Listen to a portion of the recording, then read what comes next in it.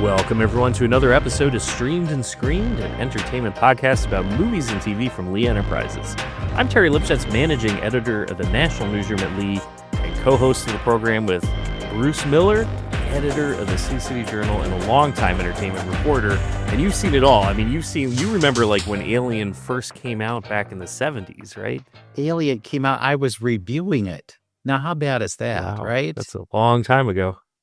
You know, if I start telling you about the silent movies I also reviewed, you'll think differently. But this was one of the first talkies you reviewed, right? Right. And there was color. Oh. So that always makes it just a little bit better. But yeah, Alien was, it was one of those things you couldn't guess what the scares were going to be. They caught up with you. It's very much like something Hitchcock would do, where you look behind you, nothing there, and then you look in front of you and there's something. Yes. And actually it didn't hit its real kind of prime until Aliens that James Cameron did, the second one. And Sigourney Weaver actually got an Oscar nomination for that. So you see, this has a long, long history, but now they've decided to turn it into a series. And I can't say if it's a limited series or if it's a series, because I think they all kind of hedge their bets, not thinking that, if it's bad, we're not doing a season 2, right? Or if it's whatever. So it's a series, and it's called Alien Earth. Okay. Now, this is set 2 years before the first Alien. Okay. And there's a ship that we're on, and it has a lot of different types. We know the xenomorph, yes, which was that kind of scary thing, what was it? Yeah, xenomorph, right, wasn't it? Yeah, something like that. And it has that thing that comes out, the set of teeth that's inside the mouth. Right. Oh, it's like scary. Well, they're here. And there are also other kinds of creatures that are aboard this ship, because they're gathering these things to bring back for potential use. I guess that's as much as I can say. Sure. And they're headed to Earth. And on the ship, as we're looking at them, we find this girl named Wendy. And she's played by Sydney Chandler, Kyle Chandler's daughter. Okay. So there's our 6 degrees of separation. But she is very kind of wide-eyed. To me, she looks like something from an Audrey Hepburn film. And she has a brother. Alex Lawther plays the brother.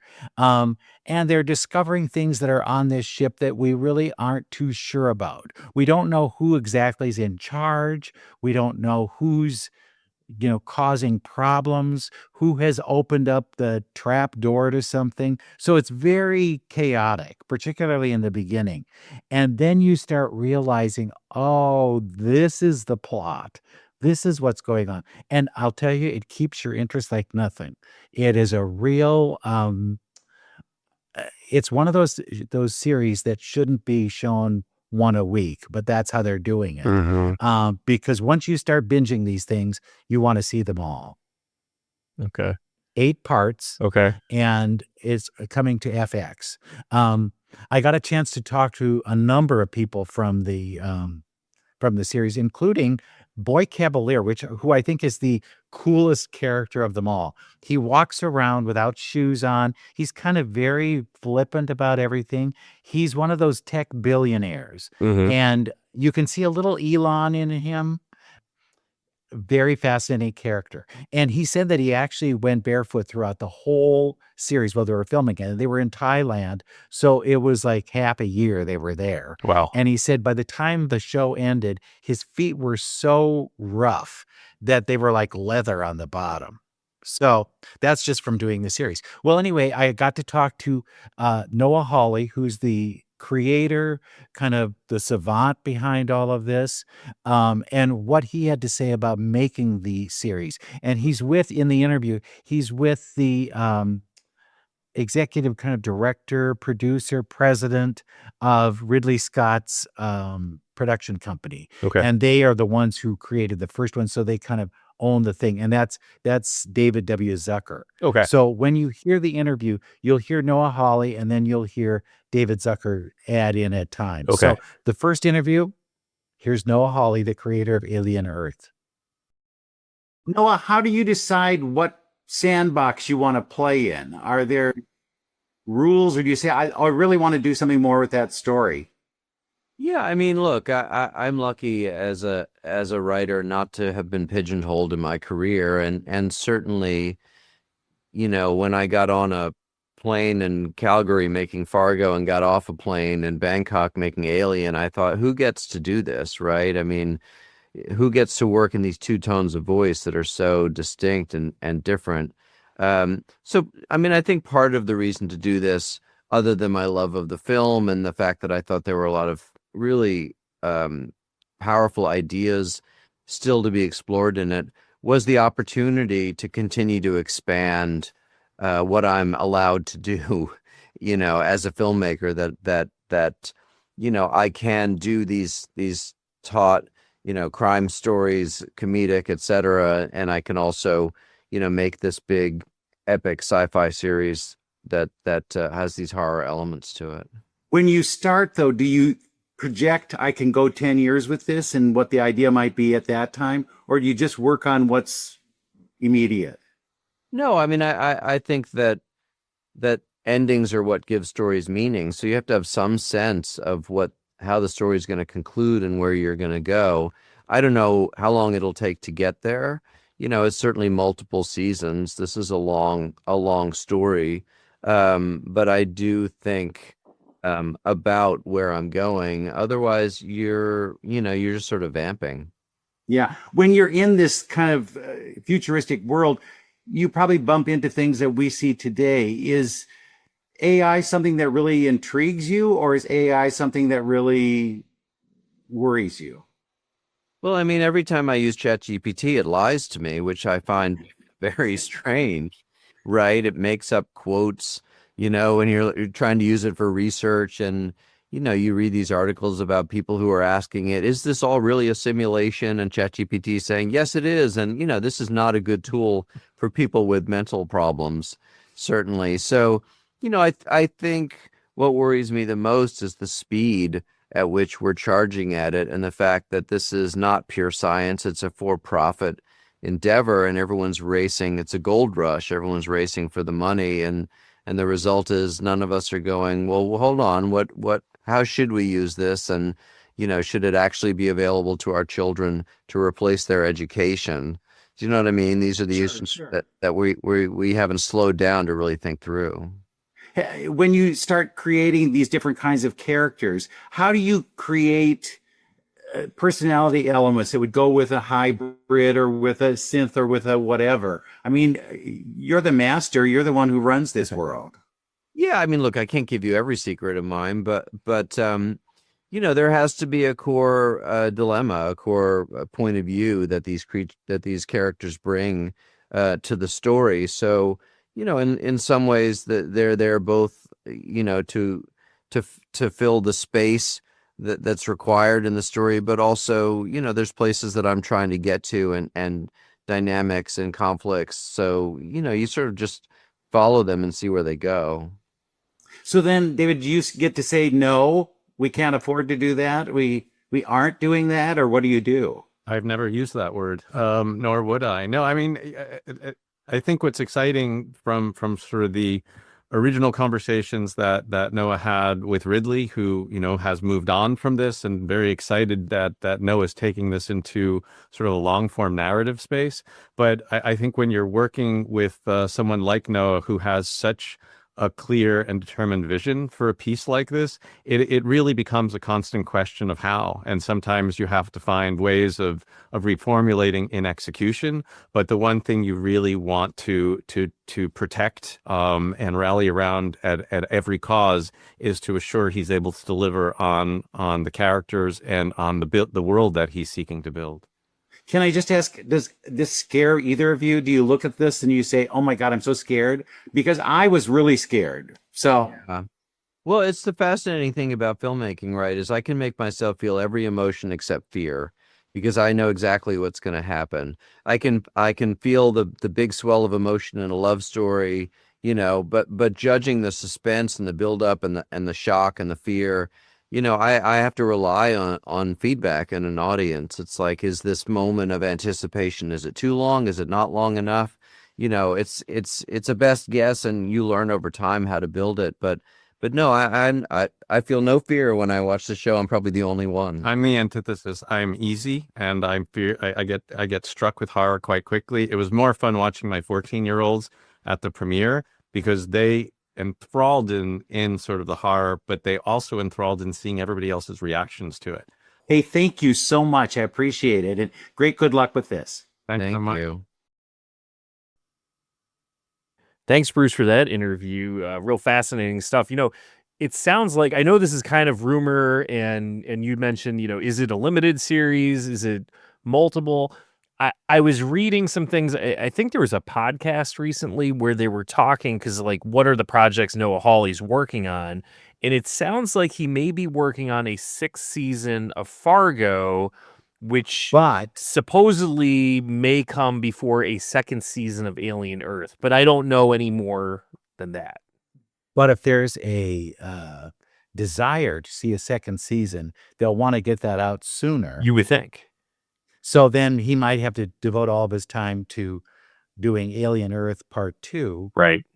before he gets to Fargo. Fargo is one of those things that's like a Christmas present. Yes. Am I getting it or am I not getting it? And I That, might yeah. have to just steel myself for the next year because it ain't coming. Right. So yeah, either one. And what I loved about this is that they're both really quality series, and it's like borrowing something from somebody else's shelf, Yes. and you're then trying to figure out what you can do with all of it. But yeah, I want another Fargo. I want another Fargo. I'm with you. And, Noah Hawley, between Fargo, and I know you've had an opportunity to see Alien Earth. I have not, but it sounds like this is going to be a really good show, which, brings back to the point of like Hulu. I think right now Hulu is second to HBO when it comes to just original programming right now, whether it was The Handmaid's Tale. They've had so many shows, Fargo, American Horror Story, The Bear. I mean, it's just one thing after another. Apple TV Plus, I think, is making a really good run at things now, and obviously the Emmy nominations that came out recently speak to that. But man, Hulu is just onto something with some of these programs. And well, they had this kind of goofy FX on Hulu right. designation. And if you really want to know the secret to all of that, it's John Landgraf. He's the head of FX, Yep. and he has this taste factor that gets it. He's what I think Walt Disney would have been like. Mhm. Walt never created any of those movies that are credited to him, Yeah. but he knew the right people, and he knew that there was a vision with some of that, and we should go with it. Yeah. And that's John Landgraf. And he is not one of those ones that puts himself out there and tries to take credit. Boy, there were a lot of those people at one time. But he's one who fosters talent. And I think that's why they're loyal to him. And Mhm. it comes out. It's there. Now, see, next year we'll probably have another season of Shogun. Right. And that's under his tutelage as well. So there's enough in the whole mix to keep things going all the time. But you pull him out. And I think, why isn't a network saying, we want him? Let's hire him away at really big money. Mhm. Because some of those goofs that they have out there that are running these networks and studios don't have a clue. Right. And here's one that we know has a clue. Yep. But that's me on a soapbox. Wix. It's where website creation meets AI, and where your boldest ideas become real. It just takes one platform to build a site that looks great and does everything you need it to. And it just takes one person, you, to start taking care of business like a 10-person team. With AI tools for creating an entire website from scratch or testing new ways to make money, Wix is there with you from day one. Try it out now at Wix.com. And before we get to the other set of interviews you have too, one of the other actors that's in this show is somebody who I love from Deadwood. He's in the Book of Boba Fett, and it's Timothy Olyphant, and he's just such a fun actor. And he's not a sheriff or anything this time, right?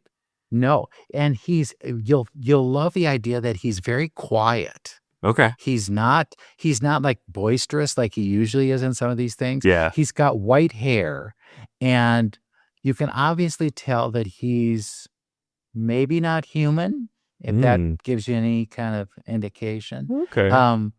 But he's kind of, to me, he reminds me of Mr. Spock. And Okay. he's kind of on board, but he's not necessarily giving the directions. Okay. If that means anything. But yeah, he's fun to watch. I mean, you think, okay, now is going to be the big scene where he just unloads on everybody.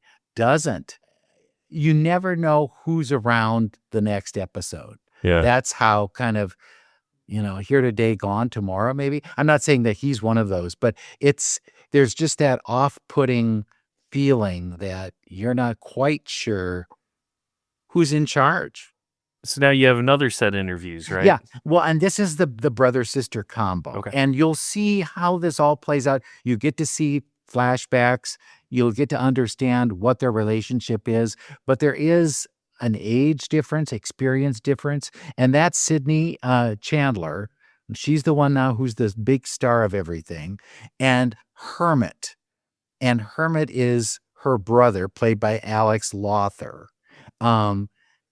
And you don't know necessarily from the start that they're brother or sister. But it comes out in enough time that you understand, okay, now I get this. And they are of a different breed. But so here the two are. And I asked them about playing, what is this like? Do you plot things together? Right. How do you handle this? And here are their responses. So here you get to talk to Sydney Chandler and Alex Lawther. Okay, good. How did you two bond as brother and sister on this? Did you spend time together before it started, or do you say, well, they really wouldn't bond? We didn't bond at all. No, still working on that. We didn't meet before Thailand. We spoke on the phone briefly. But no, not necessarily briefly. It was actually quite a long phone call. We did, yeah. And Alex sent some beautiful music. We chatted back and forth a bit. Well, sorry, it caught me in the middle of eating a bit of chocolate. It's been a long day. But yeah, we didn't do any chemistry reads or anything like that. We met in Thailand, but the relationship, thankfully was really natural. Alex made me feel so comfortable and safe and Likewise. able to play and try new things and take a breath. Yeah. Yeah. When that world is so new and so we didn't know anything about it, do you create as you go along, or do you say these are the rules and this is what we have to abide by? I think I can only speak for myself, but before starting, in my head, I think I've created the rules and we know how it's going to work. I try and, I'm like, okay, this is who I'm playing. This is some of the answers. And then you get to set and it's all different. Everything changes. Someone else brings a new color to the scene. Location changes on day and you realize your job is to show up and be as open and free and present as possible. And just, roll with whatever anyone else is throwing your way. Roll with the punches. Yeah, so it does. It develops over time, for sure. Are the sets scary to be on? I mean, I thought, oh God, I'd be slipping around and falling and... I drove my fair share of that anyway. Yeah, but you got paid to do that. Yeah, basically, it's a handful. But I don't think they're scary in the sense that, they are impressive, but they're a delight because they really feel like a world has been built. And also, we're taken really good care of. We had an international team and also a Thai team. Our host country, Thailand, was incredibly generous place to be spending 6 months. So, yeah. Does it make you feel positive or hopeful for the future? Or do you say, oh, the future's... Well, I was probably saying that before this anyway, but I do find that I don't know, is the honest answer. Yeah. I feel like we're in the Wild West in many ways, currently. I don't know. in terms of AI and what Yeah, it'd be. yeah, it's kind of new territory and lawless in the way that we're trying to figure out how it fits into our world. But it's nice spending a long time sitting with those questions, as a series does, but also we end up doing by being in it. But yeah, I haven't found any sort of. But also, as you say, like it's the infancy of this thing, so it's like tomorrow some development might be made that changes how we feel about it today. Yeah. When you look at the idea of this series going for quite some time, is that comforting, or is that, oh, wow, let me think about it? I think it would be really, really, really fun to play these stories out, especially because I have no idea where Noah would take it. And we've all been guessing, but you can't guess where Noah's imagination will go. But yeah, I think there's so much to explore, and it's such a massive ensemble, and everyone does such a beautiful job. So I want to see everyone else's storylines follow through. You know? Me too. Yeah. Well, thank you so much. I'm glad I was on my side of the TV and not on yours, because it scared the hell out of me. Good. All those pictures rolling around, I thought, no way. No. Awesome. Yeah, thank you. All right, Bruce, thanks again for those interviews. It sounds like a really good series. Now, did you get to screen all the episodes or almost all? Or how did that go? No, I have all of them. I Okay. have been through 6. Okay. So the 7th and 8th, I don't know. I can't.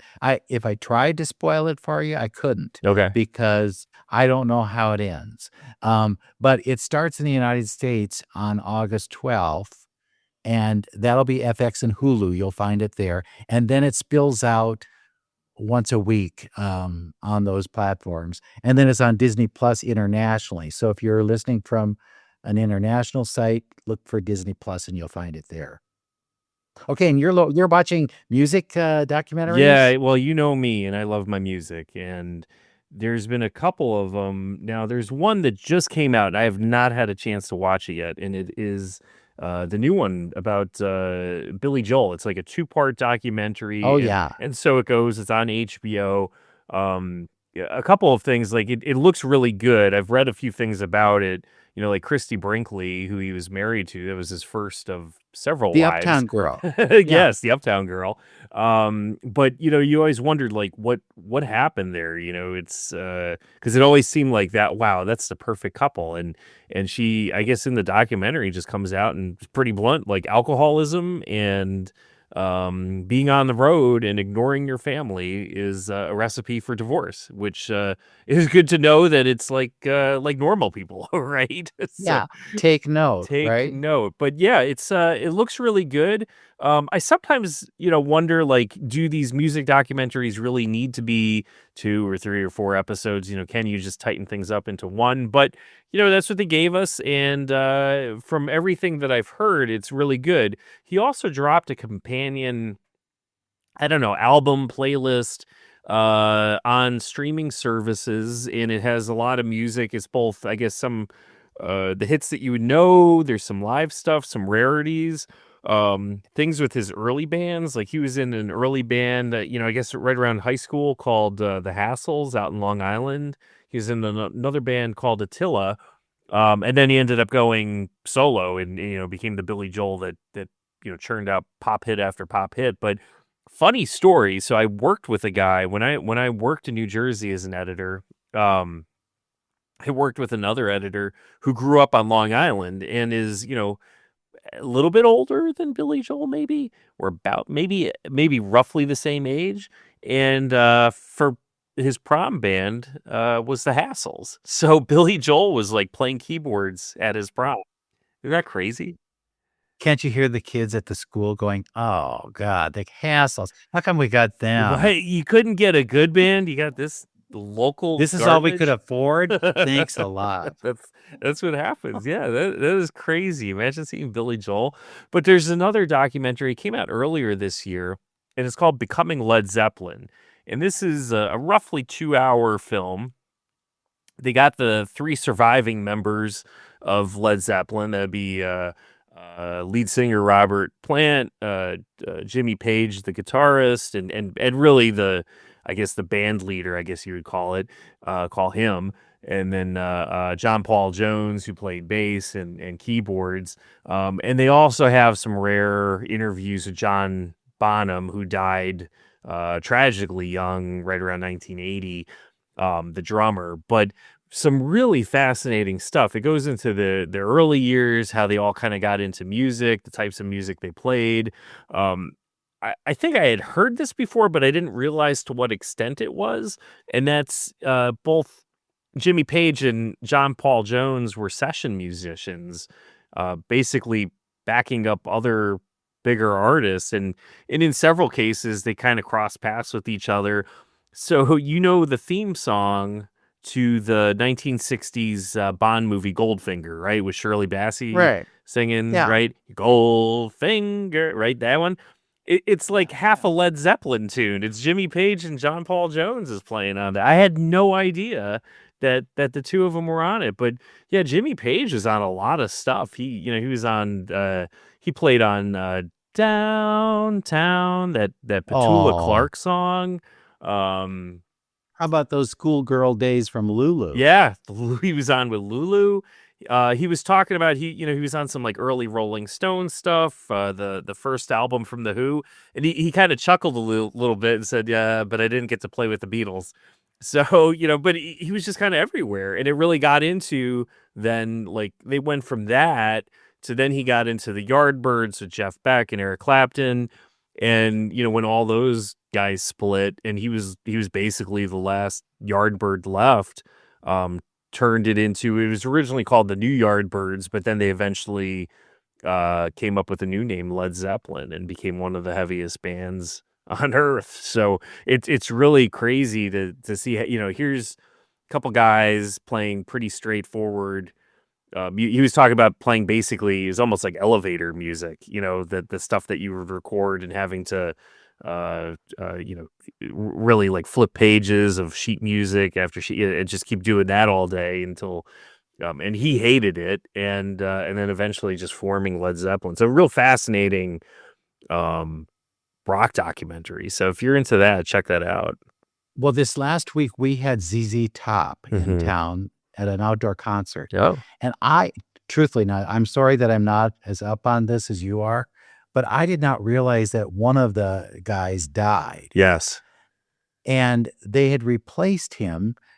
He handpicked the guy who was going to replace him. Okay. And he picked his guitar technician, the guy who just like hands them, tunes the things and hands them to him and all that. Oh, yeah. And the guy was like, am I okay to do this? He was like really hesitant to take the job, but he does a fantastic job. His name is Elwood Francis. Yep. And he doesn't have the long beard. So he's No. got to work a ways to get that, but he has real spiky hair. Okay. He kind of looks like Ronnie Dunn from Brooks and Dunn, Oh, really? except his silver hair. Yeah. And it was kind of fascinating to see this. How do you fit somebody new into a band that is iconic? Yeah. Yes. Right? Yeah. So he was Dusty Hill's guitar tech. Yeah. Yeah. So let's do a documentary on that too. Yeah. You know what's funny though, because you do associate those big beards with ZZ Top, and I think those didn't come on until much later. Like I think there were quite a few albums in until the beards like got to that length. They do a lot of songs from the early days, and you think those are the ones I remember. Yeah. And then you get to the stuff that's more recent. Right. I don't know those songs. No. No. So, but yeah, fascinating because there's a sense of history that's up there, but they're trying to get a different vibe going because it's different people. Yeah. Yeah. That's fun. So see what we know. But can we talk more about these after you finish all of the We will. the Yeah. documentaries? We'll find out what's going on. Yeah. I'll kind of give you an update once I get through them all. Good. I've got a movie that we're going to talk about next week. Perfect. And maybe we can get some time in then too, and we'll talk music documentaries. That sounds good. What movie are we gonna be looking at? It's called. It was a big film festival winner. And Okay. it's called East of Wall. Okay. It's a first-time director Mhm. who happened to just drive through, I guess, South Dakota, found this place, these people, and decided they were going to be the subject of her film. It's a fiction film, but it has documentary kind of elements to it. So it's called East of Wall. It'll be coming out later in the month. So that sounds interesting. So, and Wall, like when we're talking Wall, South Dakota. If you get the free ice water or Yes. whatever it is, at where those signs are everywhere, and from Paris to God knows where, Right. and you go to this place, and it's kind of a gift shop, kind of Wall a drug. Yeah, it's Yeah. kind of a attraction, for lack Mhm. of. I don't even. I wonder if they do sell pharmacy things. I wonder if there is a pharmacist on duty at the Wall. I don't Drug. remember. I was there a couple of years ago. Yeah, I remember getting food there. Yeah. And I remember sitting on a jackalope. Yep. And I remember seeing a big dinosaur. Yeah. Now, those are my memories of Wall Drug. Yeah. But you have to go. If you're driving You through do. there, it's a must. Well, and it's just you're So, driving on the East of interstate, Wall. and all you see are these signs that you're like X Signs. number of miles from Wall Drug. I looked it up. The furthest sign from Wall Drug that promotes Wall Drug is 394 miles away. Oh, wow. Yeah. Well, I see them all the time because we're near that. Yes. And you go, oh, God, when is it coming? When is it here yet? You would be that kid in Yeah. the back seat, Right. kind of saying, all right, hurry up, let's go. Yes. Yes. And there it is. There you are. But yeah, so we'll see how this plays out. You remember the last movie that had Wall Drug featured in it was Nomad. Nomad. I know. It was such a good movie. Yeah. So we'll see if this measures up to that. Sounds But good. All right. That's your next menu item. Definitely. All right. Well, on that note, we will be back next week with another episode of Streamed and Screened.